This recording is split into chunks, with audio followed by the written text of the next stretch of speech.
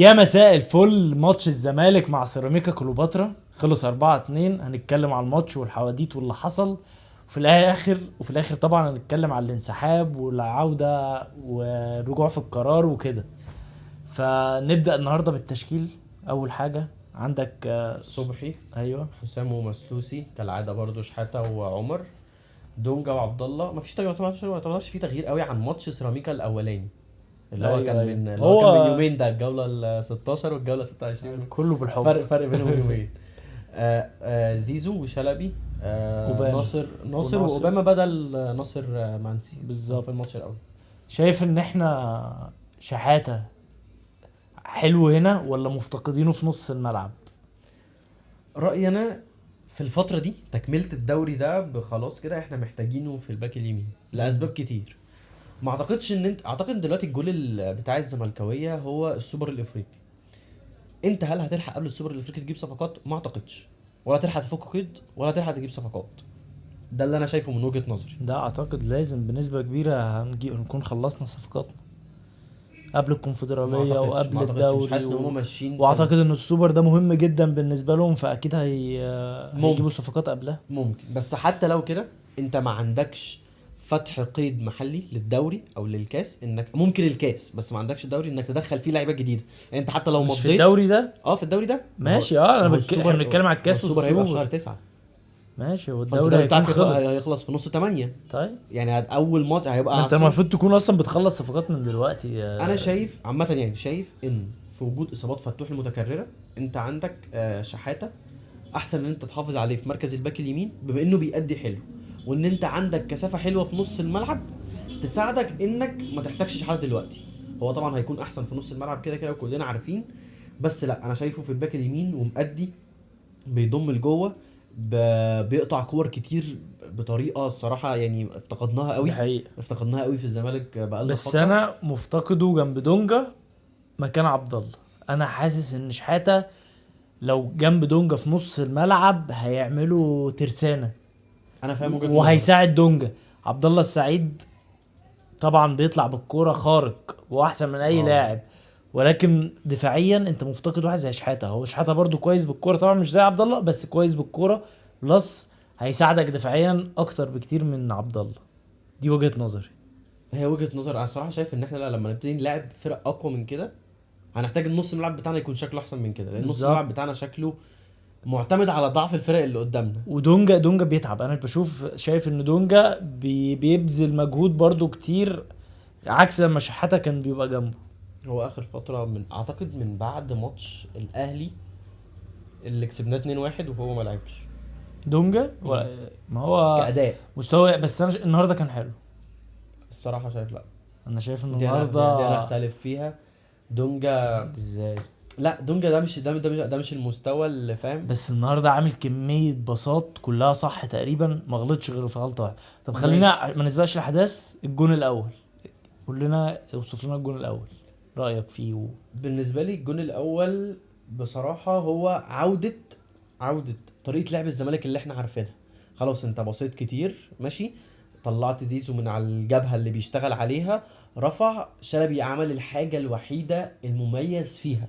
اعتقد من ساعه ما جه الزمالك، يعني فاكر الهيد بتاع ام بي كان في ليه لقطات كتير قوي. هو اصلا طويل يعني يعني المفروض يستغل الطول ده كله ما شاء الله اعتقد يعني. من اكتر الحاجات المميزه اللي شلبي في كوينج ان هو من الوينجات اللي بيخشوا لجوه. هي اصلا دي الحاجه اللي احنا كنا مفتقدينها في بن شرقي اكتر لا لاعب. مفتقدينها في بن شرقي. قصدي يعني مفتقدين بن شرقي عشانها يعني مفتقدينها من بعد بن الرأسيات، شرقي. ان انت عندك وينج بيلعب براسه. بصراحه شحاتة عملها لزيزو طبعا العرضية بتاعته المعتادة العادية تماما. اوباما اللي برضو سحب المدافع معاه، شلبي راح جاي خلصت ودي الجول. اللقطه، اعتقد دي اللقطه اللي هو بيلعب عشان اوباما.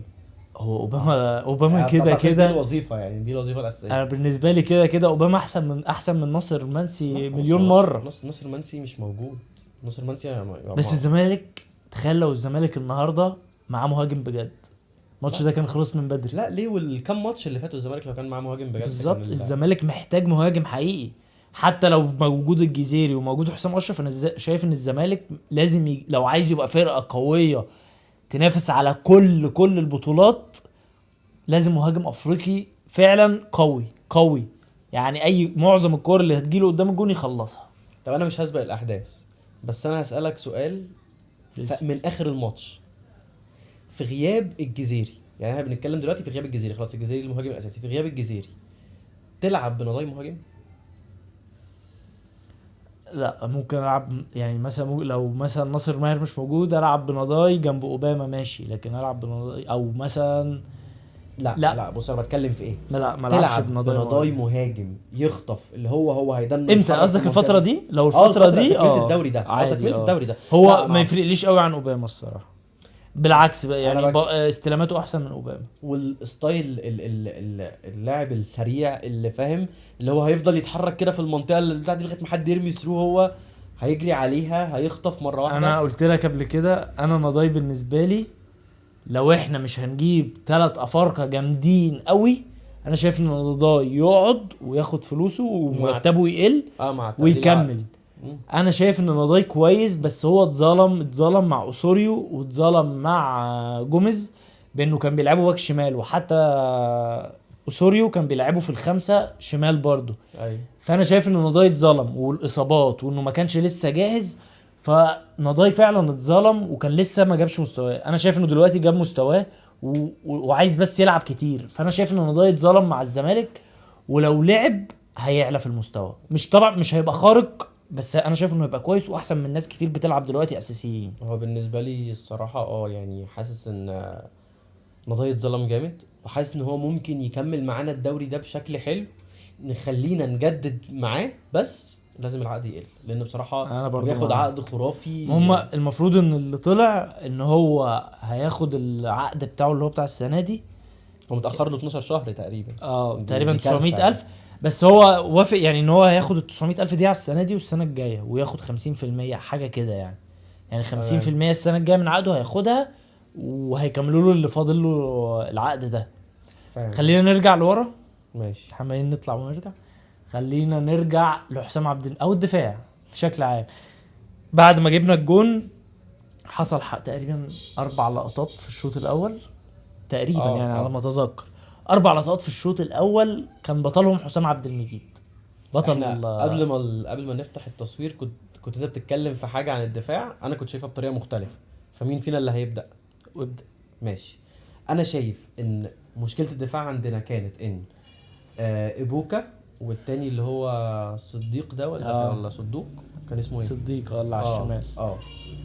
الاثنين دول كانوا متمركزين قدام قلبين الدفاع مسلوسي وحسام، وكانوا ساحبينهم دايما لقدام. ماشي، هو ما كانوش بيلعبوا ونجات، فما كانش مثلا بيسلموهم للباكات، لا ده هم كانوا ساحبينهم لقدام. وكان القندوسي واخد دايما الباك الشمال او الجبهه الشمال يعني، وعلى اليمين اللاعب اللي هو مودي. تمام، الاثنين دول كانوا فاتحين الخطين فساحبين الباكات، فكان عارف صديق وكان عارف ابوكا ان هم يسحبوا حسام ومسلوسي لقدام، وهتلاقيها اتكررت في كتير قوي. يعني في الكوره اللي حسام نسي فيها نفسه دي وفضل قاعد قدام كده، هو اتسحب لقدام والكوره اتلعبت عرضيه وضاعت. ما دي الكوره اللي هي دونجا عمل فوتها وبعدين اتلعبت لابوكا. حسام اصلا كان سارح وساب نفسه في الاوف سايد، مع انه كان لو خد خطوه خلاص ابوكا اوف سايد تماما والكوره خلصت. وبرضه حسام ما بيلزقش في المهاجم، حسام بيسيب فجوه ما بينه وما بين المهاجم، بيخلي المهاجم عنده اريحيه اشوط بشمالي ولا اعدل ولا يعني هو عملها كتير جدا. ابوكا كل شوطه علينا النهارده كان بسبب انه حسام مديله مساحه، هو ماسكه كده بس ماسكه شكلا، اللي هو انا مديك مساحه تلف وتشوط براحتك شمال. خلينا نروح بقى، ما احنا رحنا للجون نفسه بقى، ده اللي حصل نفس الفكره. او على فكره هو قال كلام صح لما حسام بيفضل لازق، واخد تعليماته انه لازق في ابوكا، هو او مسلوسي الاقرب من ابوكا يفضل لازق فيه.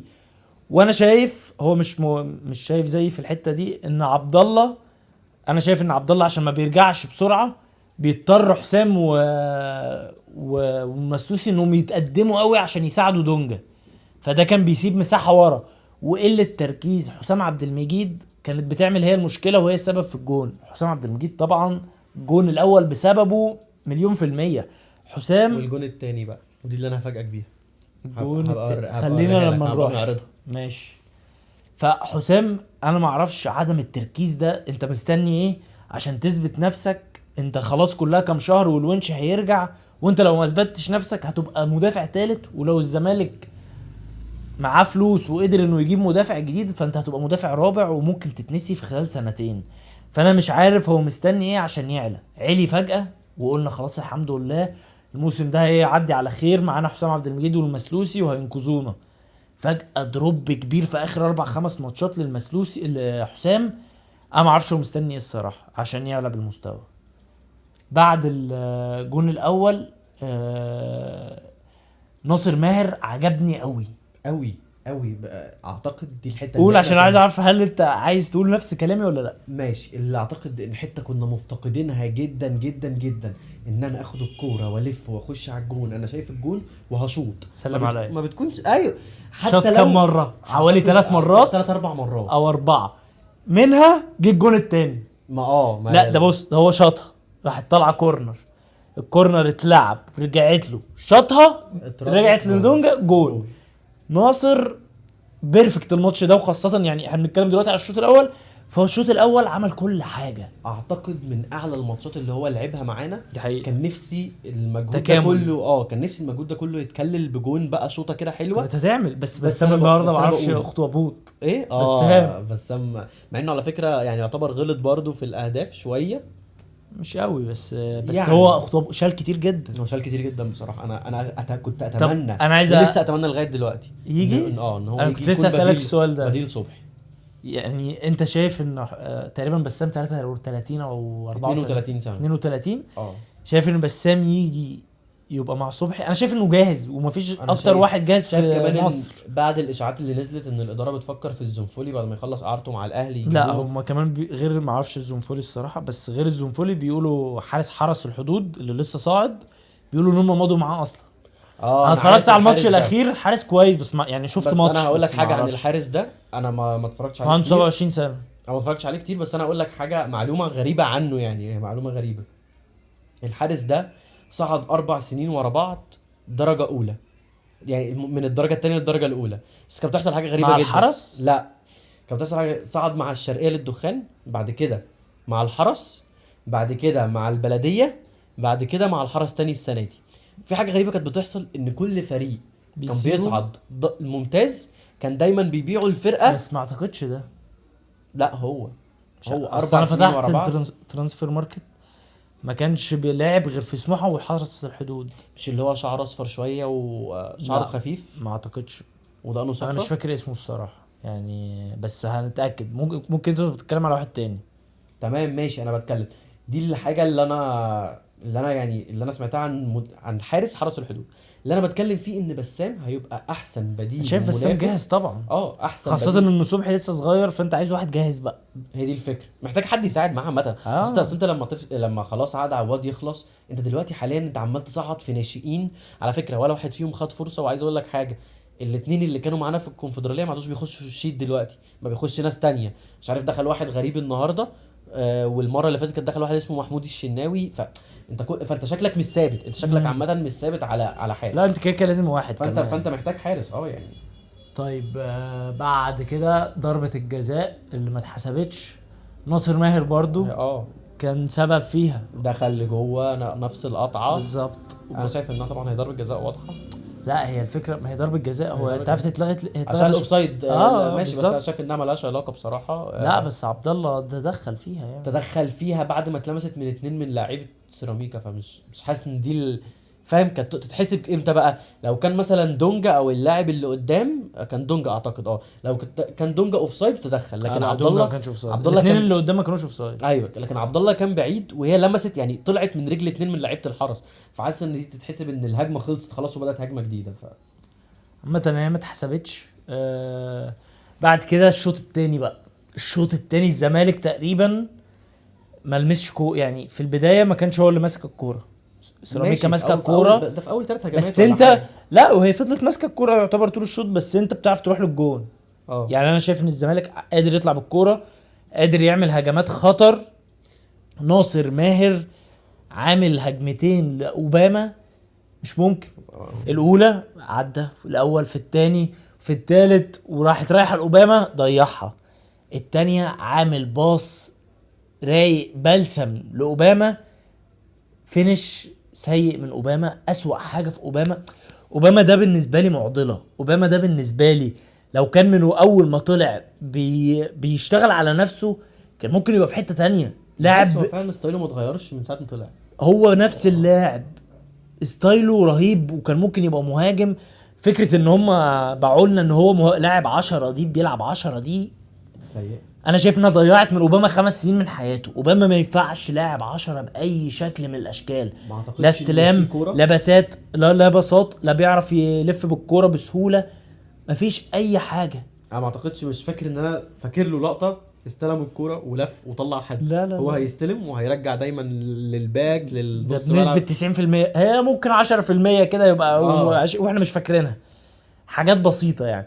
فانا شايف ان اوباما ضيع وقت كبير جدا من في انه حياته 10. في مركز 10 ده. اوباما مهاجم وكان لازم يشتغل على نفسه في الفينش وفي الاستلام. استلاماته سيئه. نفسي اشوفه بيستلم الكرة بس بتجيله. بحس الفينش- الكور كلها بتجيله حاسس صعبه إن الفينش مع كمان انها بتبقى عنده، عاديه. الفينش كمان عنده صعب يعني. عارف لو استلامته سيئه والفينش حلو هتعوض شويه. يا عم لكن ماشي. يعني في مهاجمين كتير بيجوا لنا وحشين بس بيفنش خلاص يا معلم تمام. لا. لكن اوباما يعني فرصتين زي دول ضيع واحده وهات واحده. عايز يلعب بكل حاجه بدماغه براسه، بس جوان براسه. بعد كده الجون التاني فكرني بيه. الجون التاني كان ايه؟ الجون التاني هو اللي اترد، الكره اللي اتردت. ده اللي هي الكورنر اللي انت عايز التالت بقى؟ لا انا قصدي التاني ليهم هم. التاني ليهم هم. يعني ما مش ماشي، غلط من حد الكورنر. قوي. لا بص بقى، انا عايز حد يعني يعيد الكورنر كده ويتفرج عليه. هنحطه إن شاء الله. هتلاقي لو قدرت. هتلاقي صديق ده ماشي. هو بدأ الاول والكره بتتلعب من الاول من على الشمال. هو بدأ يتحرك ويسبق المدافعين عشان يشوطها، فما جاتش، فعدت للناحيه التانية خالص. فراح عامل ايه بقى؟ استغل طول حسام عبد المجيد كده وراح جاي متحرك من حواليه، واقف قدامه، الكره نزلت راح حاططها المرتين. ايوه كان وراه تحسه بيسرقه، واقف وراه كده فجاه راح جاي قدامه. اعتقد حسام عبد المجيد بفرق الطول ده ما ينفعش. بس حسام عشان كان برضو حسام على فكره اتلخبط، كان ماسك احمد ياسر لا وفجاه لقى ده طلع من قدامه راح حاططها. احمد ياسر هو ما كانش ماسكه. عايز اقول حاجه، بس هو حسام انا مش بشيل له كل الغلطات طبعا، ومش بقول ان هو وحش قوي كده، بس هو ما كانش. احمد ياسر كان بعيد، كان على الناحيه دي وبعيد شويه، كان لسه هيجري وهو ما كانش ماسكه. هو ما كانش واخد باله خالص. هو ما كانش واخد، هو كان واقف مش واخد باله من المنطقه اللي هو واقف فيها حواليه مين من اللعيبه، فاهم؟ والفكره ان باينه قوي يعني. انا وانا واقف في الرفعه الاولى باين ان الواد هو عمال يتحرك عايز يلعب كره بدماغه، ففلتت من الاولى يعني. انت العرض الثانيه طب برضه. انت شايف ان عمر، لا هو مش احمد ياسر ريان، احمد ياسر ريان هو اللي رفعها اصلا. ان كان احمد ياسر ريان هو اللي رفعها، اللي كان جاي من هناك. ايوه بس كان في واحد حسام ماسكه ومسوسي ماسك واحد، وده عارف طلع انت قصدك فجاه ايه. ده طلع فجاه من ورا. أيوة. فانا قصدي هو كان متلخبط ما بين بس الاثنين قصدي دول. هو انا كان مش بعيد. فاكر مين الشخص اللي هو كان ماسكه. بعيد عن حسام قوي، يعني كان بمسافه، كان صديق. انا قصدي يعني هو كان باصص له من الاخر. أيوة. ما كانش قصدي ماسكه يعني، كان باصص له، فلما التاني طلع ما خدش باله. ايوه طب انت شايف عمر جابر اتاخر في انه يروح يقفل على الكرة شويه ولا دي عادي يعني صعبه؟ لا كانت بعيده بصراحة عنه يعني. انا شايف انه كان ممكن يجري يعمل سبرنت أنا اسرع شايف كده. ويقفل الحته. انا شايف ان هو يعني كان أنا ممكن يقفل حته لو تاخد بالراحة. بالك شحات عملها النهارده كتير، بيروح جاري وحاطط جسمه كله قدام اللاعب، فخلاص اللاعب بيجي يرفع مش هيعرف. بالظبط الكوره اللي خبطت عمر فيه جابر كتير تحس دي. حاطط ايده وراه وراح رافع رجله بالراحه كده. فيعني عايز اجريسيف شويه عمر أيوة. في الحته دي. هو ما فكرش في، ما عملش حسابه انها تترفع كده من بالظبط. من الناحيه دي. بعد كده حاجه حزه في نفسيتي، التبديلات، جوميز والتبديلات دي 74 دي. انت خسران، انت متعادل 2-2 يا نهار اسود. وانت كده خلاص الدوري انتهى بالنسبه لك، وانت لا بتنافس على لا، الدوري ليه؟ ولا بتنافس على الاربع مراكز اللي قدام، وخسران الدقيقه 74 ليه؟ بس الصراحه مش فاهم ليه. وانا لا، عايز ونزل مين؟ نزل زياد. زياد في الاول ومعاه. لا زياد كان مع حد، استنى. زياد كان معاه عمار. زياد وعمار. زياد طبعا انا بالنسبه لي انا ما شفتوش. هو أنا بالنسبة 15 لي دقيقه 15 ايه 25 دقيقه ما ظهرش. ظهر في لقطتين بالظبط بالنسبه لنا، في 92 و94 بعد ما الماتش خلص. بعد ما الماتش خلص 92 فتح سبرنت قطع كوره 94 معرفش كان واقف في يعني نص الملعب اتقطعت منه الكوره. تلت ولا 25 دقيقه ما يظهرش فيهم، غريبه بصراحه عمار تاني هنقول، قلنا الفيديو اللي فات مبشر، برجله واسع، بساطه كويسه، فنتمنى ياخد بقى فرصه. مش مثلا لو جبنا صفقات السنه الجايه خلاص بقى ترمي، احنا معانا صفقات، طب ما الراجل كويس، ما هو ممكن نطلعه عرا ويبقى ويرجع مثلا لو مش هيلعب. يعني لازم يبقى فيه نظام، مش المدرب مش هلاعبه وعندي لعيبه كتير خلاص امشي.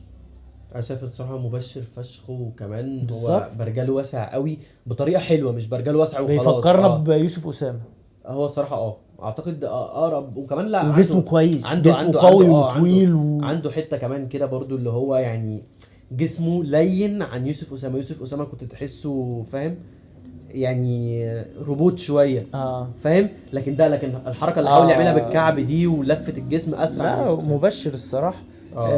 بعدين بقى مين نزل بقى؟ نضاي وعاطف في الدقيقه كام؟ حوالي حاجه 80 تقريبا 85. انا كاتب 85 85 مكان عمر ودونجا. نضاي انا زي ما قلنا في الاول خلاص مش هنعيد بقى الكلام.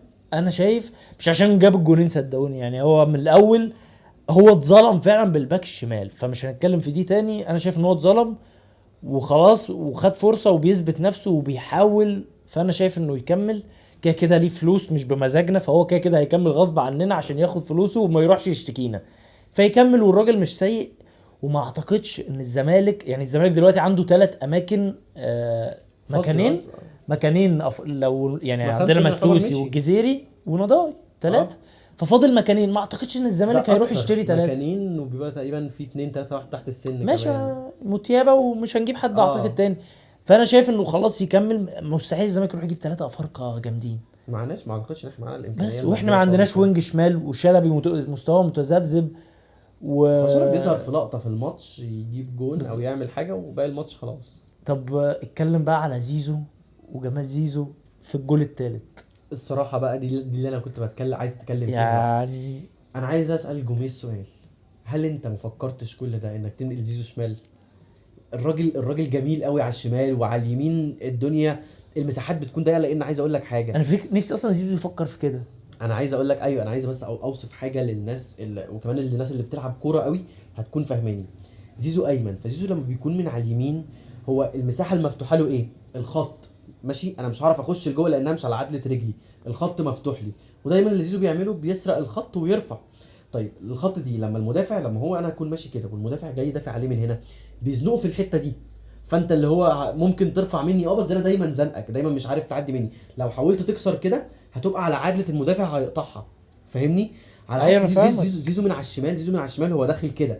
زيزو من على الشمال داخل الملعب مفتوح له اكتر بالزبط. يقدر يكسر ويباصي مثلا، ممكن ياخده كده ويرفع بشماله، او ياخده كده ويرفع بشماله.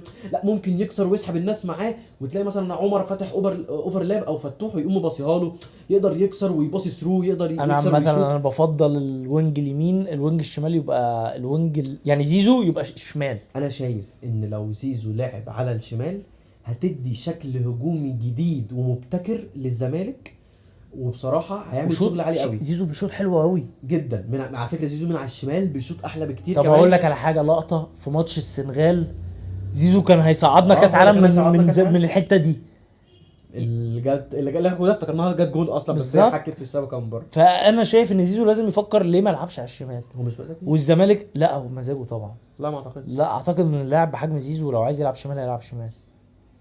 هروح للمدرب اقول له انا عايز العب من زمان هو في فترات اصلا ما كانش في غير زيزو. احنا في فترات ما كانش عندنا غير زيزو في الوينجين. ايوه ماشي. فاعتقد ساعتها كان ممكن يقرر يلعب. لا انا بتكلم دلوقتي هروح اقول افرض المدرب عنده وجهات نظر مختلفه يعني. لا ماشي. انا شايف ان جوميز لازم يفكر يبتدي يحط زيزو على الشمال، واليمين دي يدي فرص بقى لمحمد عاطف اللي اثبت نفسه النهارده ان هو حلو. عاطف ليه ما بياخدش فرصه؟ الصراحه مش عارف. في ماتشات يا جماعه احنا كنا عايزين اي واحد ينزل يلعب، اي واحد بيعرف يلعب كوره معدي قدام النادي ينزل يلعب، ما كانش بيلعب. وبره السكور غريب قوي ان عاطف ما يشمش الكوره كده يعني. الراجل بيعرف يباصي الحمد لله، بيعرف يباصي، فاحنا عايزين ايه تاني؟ لا وكمان حطه في كباك شمال لاول مره، الراجل قطع كورتين ومش خايف يعني، مش خايف وباص عادي وكان طلع هاجم اصلا ودخل وكان هيشوط كوره ولا شاط. هو عشان ما وضحتش اتعادت بسرعه قوي، ما اعرفش هو اللي شاطها فعلا ولا كان هيشوطها. فالراجل حلو قوي يعني. الجون الرابع شايف ان هو ده يتصرف صح ولا يعني؟ انا عن نفسي اتصرف صح. قول انت رايك وبعدين هقول. اتصرف صح بس متاخر. يعني كان ممكن ياخد القرار اسرع من كده. يعني انت وانت رايح انت مش عارف، انت حاسه مش عارف هيعمل ايه. فاهم؟ انت كان ممكن تاخد القرار اوسع من كده. زائد ان كمان عمار وزيزو كان ممكن يفتحوا المساحه اكتر من كده. انا حسيت ان الثلاثه لا واقفين بس زيزو كده. كان واقف صح، يعني زيزو كان واقف وظابط يعني التسلل، واقف بعيد عن الاثنين وواحد ماسك عمار فخلاص. بالظبط. بس انا حاسس ان نضاي كان ممكن. بس انا استغربت ان نضاي رجع، انا قلت خلاص هيروح وبوش رجله في الضيقه، اه لكن رجع، دي كانت ممكن ما الكره هو تضيع خلاص. تحس ان هو كان عايز ايه، اللي هو يعني انا مش هشوط لا اضيعها بالظبط، يشتموني بره. يعني على فكره انت لو خدت بالك، هو لو كان في لاعب تالت رجع معاهم كانت الكره دي ضاعت، خلاص. لولا ان هم بتوع سيراميكا اتاخروا. يعني كان ممكن يرجع ما يلاقيش حد. بالظبط. زائد ان الباك الشمال برضو اللي كان مع نضاي ده باع نفسه قوي، القرموطي ده. وهو بالظبط. بيتزحلق كده راح بايع نفسه قوي. عايز تقول حاجه تانية على الماتش قبل ما نقيم ونتكلم على الانسحاب؟ لا بصراحه حاسس ان من اكتر الحاجات المميزه للماتش المره دي كتوتال بقى كعام، ان اول مره من فتره اشوف الزمالك بيلعب ال 90 دقيقه بنفس الريتم. في كام دقيقه بنقع فيها زي بدايه الشوط الثاني وكده، بس انا قصدي 90 دقيقه نفس الريتم. احنا مثلا مش متاخرين وجينا بقى في اخر 5 دقايق نزلنا كل اللاعبين وضاغطين وبنرمي كور، بالظبط. ولا كسبانين فرجعنا ندافع. هو عامه أو الزمالك بقاله استهترنا. فتره بحسه ذكي. يعني في ماتش سيراميكا الاولاني 1-1 والوقت عمال يعدي، لا اللعيبه هاديه، اهدوا يا رجاله ماشي. وهنجيب الجون، وجبنا فعلا. الماتش ده برضو نفس الكلام، احنا هاديين ايه يعني لسه بدري وهنجيب الجون. فحاسس ان الزمالك بقى ذكي. دي بالنسبه لي حاجه. والنقطه اللي انا بتكلم فيها ان احنا نفس الماتش ماشيين بنفس الريتم. فاهم؟ اللي هو كان في ماتشات كتير قوي بنجيب جوان وبقى نرجع ورا. فاهم؟ خلاص الفرقه اللي قدامنا الماتش خلصان، نرجع ندافع شويه، هوبا يدخل فينا جون، نضطر من الدقيقه 85 نرمي كور ونحط بالظبط، كل ده اللعيبه في حقيقي. المنطقه. ما انا بقول لك. لا انا كويس ان احنا محافظين على نفس الريتم. جبنا جونين، عاوزنا بالظبط. نجيب الثالث، ضربه الجزاء اتلغت، عاوزنا نجيب الثالث تاني، فضلنا مكملين لغايه ما جبنا. اي نعم اتعادلنا 2-2 بس برضه فضلنا مكملين، جبنا الثالث، عاوزنا نجيب الرابع. ده اللي انا بحبه، طب ده انا أقول لك، بحبه في الزمالك. جات لي فكره لسه جاي لي حالا. قول اسوأ لقطه في الماتش وانا اقول اسوأ لقطه، وانت تقول افضل لقطه وانا اقول افضل لقطه. اصلا اسوأ لقطه دي في منافسين كتير عليها ما بين حسام واوباما. لا قول لقطه. لقطه اعتقد اي لقطه من لقطات حسام اللي كان بيسيب فيها ابوكا يستلم ويشوط ماشي. بالنسبه لي. انا ممكن هقول 2 الصراحه. لقطه حسام انت سالتني في واحده ودلوقتي عايز قلت واحده تانية اقول. الانفراد بتاع اوباما ماشي. وحش قوي. انا كنت اقول على تفويت الدونجا، اه ولقطه حسام لما الكره اللي ضاعت مش الكره اللي جت. انا شايف دول اسوأ لقطتين. ما بالنسبه لي افضل لقطه قول. طب قول انت، انا لسه فكرتش. افضل لقطه ممكن. اعتقد بص هي كليشيه قوي بس الجون بتاعنا ضايع.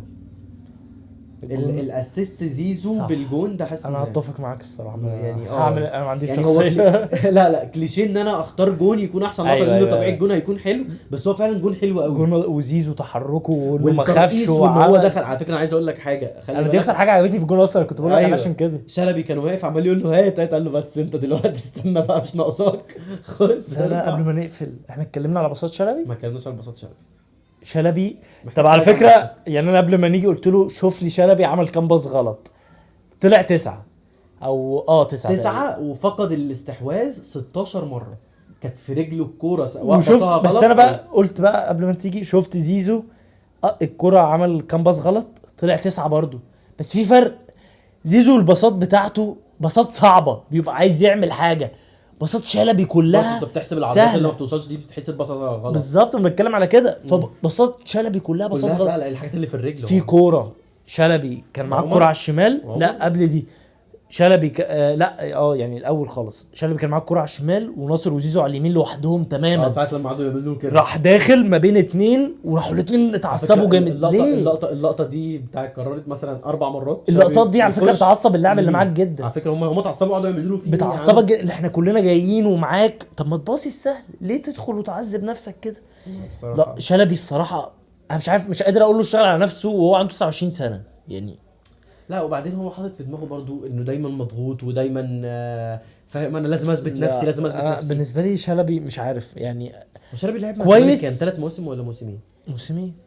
طب عايز تثبت نفسك ايه طيب؟ ما يعني ما اعرفش. هو جاب جون. انا اللي انا شايفه من وجهه يعني سيكولوجيه اللاعب، هو جاب جون وقال لك انا عايز اثبت نفسي، عايز اظهر ان انا حلو في الماتش. فاهم انت؟ طب ليه العب العادي، العب العادي، انت جبت جون حلو، العب العادي. فكرتني بقى واحنا فكرتني بالكرة اللي قلتها اللي بتاعت عمر وعبد الله وشلبي. اه ما هي الكوره دي. عمر لعبد الله، عبد الله طويله لشلبي، شلبي لعب السهله لعمر لبره، عمر كان هيجيب الجون التالت. اكتر واحد عجبني طبعا، انا طبعا في الحته دي دايما اللي بيعجبني ولا الباصه بقى ولا اي حاجه، عمر جابر انه بعد ما عمل الباص ما وقفش، جري لحد ال 18 واستلم الكرة وشاط. دي دايما بتعجبني في اي لاعب، انك تباصي وبتكمل وما تقفش، ما بحبهاش خاصة عمر. في مصر ما يعني. بحبهاش في عمر. عمر ليز يعني الكرة دي ليها معايا ذكرتين أسوأ من بعض، وكانوا في سنة واحدة. الماتش اللي احنا كسبنا فيه الأهلي في الكاس 2-0، ساعات برضو كنا كسبانين 1-0 وكان ممكن ده نجيب بتاع التاني فيريرا. ونخلص. بتاع فيريرا اللي هم الجولين بتوع باسم ايوه مرسي. ايوه كان ممكن يجيبها ساعة لما عفيفي قال لك كنت هكسر الحديد أيوة. في مدرجات يا عمر. والكوره بتاعت السوبر اللي كهربا العمر ضيع ضربة الجزاء فيها، ماشي. ايوه الكوره دي برضو كان كان عمر جابر جاله كوره وكان خلاص المفروض يحطها ويرجعنا للماتش، بس ما بتجيش مع هتيجي عمر ان جابر. شاء الله تيجي في ماتش مهم بقى. اخر فقرة بقى التقييم، هنقيم الاول نقول افضل لاعب. ماشي، افضل لاعب بالنسبه لي في الماتش زيزو. ماشي، انا محتار ما بين زيزو الصراحة، بس ناصر ماهر ناصر ماهر لو كان كمل الماتش بس برضه كان عايز يعني اي حاجة، بس زيزو طبعا عامل ده، عامل اسيستين وجول. لا انا مش قيمته على كده، انا قيمته على طول الماتش كان فارق. الصراحة حاسس انها هديها هو حاسس ان ناصر النهارده عمل كل اللي عليه دي الراجل. حقيقة. طب ثانية، ناصر لو كان كورة من الاتنين بتوع اوباما دول دخلوا كان حاسه كنا. حاسس ان بعد زيزو كان هيبقى ناصر. انا هقول ناصر. ماشي. كده بقى. تقييم جوميز بقى. جوميز. اه بص سيبك من تقييم جوميز، مش هتقيمه برقم، قول 3 حاجات كان المفروض يعملها وما عملهاش. ماشي. انا تبديلات شايف بدري. ان التبديلات لو كانت بدري عن كده شويه، ليه التبديلات بتتاخر؟ وفي على فكره يعني احنا ممكن نبقى هاديين دلوقتي ان التبديلات متاخره وعادي وفيها بس لو ايه، كنا خسرنا لو كنا اتعادلنا كنا بهدلناه. ما دي الفكره. وكذا ماتش بيعمل كده، ليه ما بينزلش بدري شويه؟ ما بقولش بدري قوي يعني، ليه مش الدقيقه 60؟ ايوه فانا شايف ان دي اسوأ لقطه. افضل لقطه ممكن برضو برودو، دي احييه عليه، بس هو انا ما كنتش فاهم ليه النهارده بالذات كان قاعد على على الدكه وما كانش عايز لا، هو يتكلم اللعيبه كلها تحسها فاهم اللي هو عادي بقى خلاص، فاهم، حاسس ان هم عاملين الجو ده يعني. ماشي. أه... تقييم اللعيبه. طب قول انت جوميز. ما انا قلت لك جوميز بالنسبه لي 3 حاجات كان المفروض يعملها. اول حاجه ان هو حوار التغييرات كان لازم تكون بدري عن كده. حوار ان هو فضل سايب حسام ومسلوسي مسروقين من ابوكا وصديق ده فتره طويله قوي، كان المفروض يعمل حاجه. يعني كان المفروض مثلا ايه، هترجع حد يساعد معاهم، هتدي تعليمات مختلفه، كان المفروض تعمل حاجه. وال اسمه ايه ده، والحاجه الثالثه ان هو يعني فاهم ما ادانيش الروح اللي كان بيعملها على الدكه. يعني حسيته كده اللي هو بص هو انت مخنوق وان مفيش أيوة. فكره. حد خد باله ان مفيش، انت خدت بالك ان المدرجات فاضيه النهارده؟ ايوه هم الناس مقاطعه. فمش عارف دي ممكن تكون حاجه برضه من اللي مأثره عليه، ان هو مش عايز. الاجواء مش حلوه عامه. بالظبط. بس انا بحيي جوميز الصراحه، يعني ده مظلوم بجد بقى. مش زي ايام اوسوريو كان يقول لك مظلوم، لا ده مظلوم، ده بيعمل اللي عليه عشان يكسبك، عكس اوسوريو اللي كان عايز يعمل منظر ومش عايز يعمل اللي عليه. ما كانش همه انك تكسب، كان همه انه يعمل منظر وفرقه، ده مش بالظبط. وقته. فانا شايف ان جوميز معهوش يعني، ناقصه ناس كتير قوي قوي قوي قوي. احنا لما كان بيغيب عننا فتوح لوحده كنا بنعمل فضيحه، اللي هو احنا خلاص الفريق هيخسر 10 النهارده. فلما يغيب عنه كل اللعيبه دي فهو لا الصراحه. طب يلا نخش على، ممكن بص خليها تقييم، ولو عايز قول تعليق صغير من جمله كده. بص انا ممكن صبحي. انا ممكن ايه يعني اقيمهم واقول كلمه. ايوه انا بقول لك عن كلمه. كل لاعب. ماشي. صبحي 7 مبشر. ماشي. انا 8 لانه ما اختبرش كتير والجونين مش بسببه. ما هو 7 عشان ما اختبرش كتير. ماشي يعني، بس بقول لك بالنسبه لي انا هو فعلا 7. حاسه بيلعب برجله كويس، فلعب النهارده كذا باص وما بيقلقش. فالمهم 8 ومبسوط منه ويا رب يكمل. يلا اللي بعده عمر 7 السهل الممتنع. ماشي. 7 استمر من الاخر.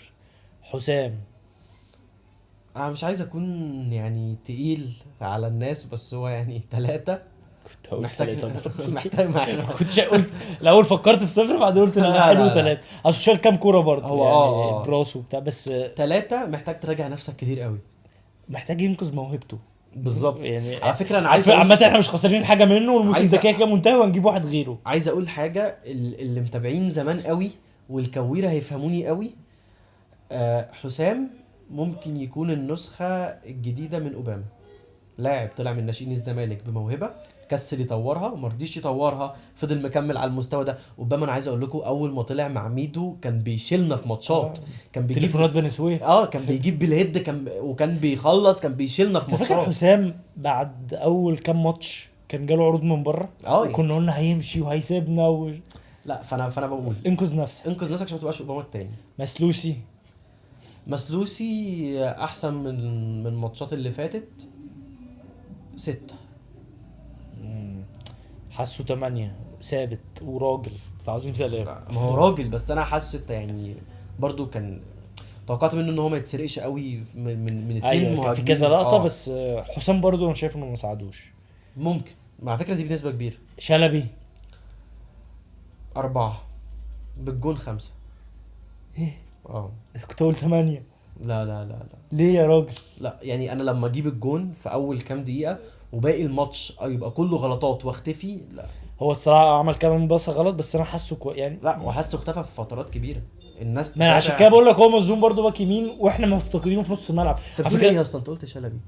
انا قلت شلبي. انت قلت شلبي. مش واخدوا بالكم يا جماعه. لا لو شلبي طب ازاي ما اتفاجئتش اني اقول 8؟ لا شلبي 2 ولا حاجه بالنسبه لا، ده مش والله للدرجة. ممكن اديله 1. بالنسبه لي 4 5 يا عم مش عايز الجون. بجد 4. انا بالنسبه لي 1. لا ليه اجيب جون وتعذب الناس اللي معاك اللعيبه فقدت الشغف كان منه. هيقول كلمه تانية، خلي بالك. اللعيبه فقدت الشغف يا راجل.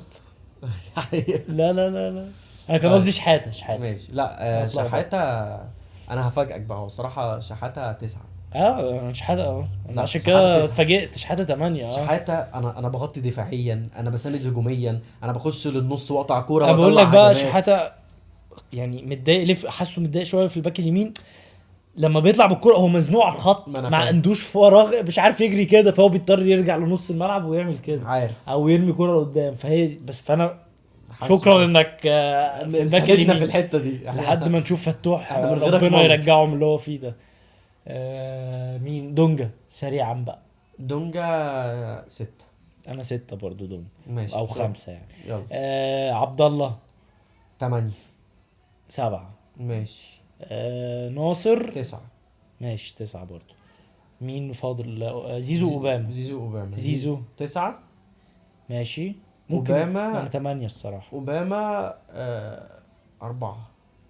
هو 4 3 5 كده يعني. هو بيلعب في الحته دي على طول. هو على طول في الحته دي. ماشي فاضل البودلة مين؟ بقى بسرعه. زياد ما اختبرش. زياد مش هعرف اديله، فاهم. عاطف ما اعرفش برضو يعني، بس كويس عاطف انا هديله يعني. انا نفسي يبقى كويس. 5. ماشي 5 بس هو ما اختبرش يعني. هو ما 5 دي اختبرش. مش عشان هو وحش، لا 5 باللي هو لعبه. عمار 6 7 برضو. عمار 6 7. هو اللي عامل الجون لنضاي وما لا، وهو ما تاخرش في الباص دايما متواجد وفاتح زاويه وفاتح مكان. لا، حاول. في حد كمان كده. انت هتدي نضاي كام؟ انا هديله 9. نضاي الصراحه رجوله 9. يعني الهيرو. رجوله. وفاضل واحد بس. مين خلاص كده. في الاول نزل زياد وعمار وبعدين محمد عاطف ونضال. مظبوط. لا، يبقى كده خلاص. 100 كده. نكتفي النهارده بالحلقه التانية الزمالك وسيراميكا. ودايما بعد كل حلقه بعد كل ماتش هننزل الحلقه تاني يوم على طول ماتش الزمالك.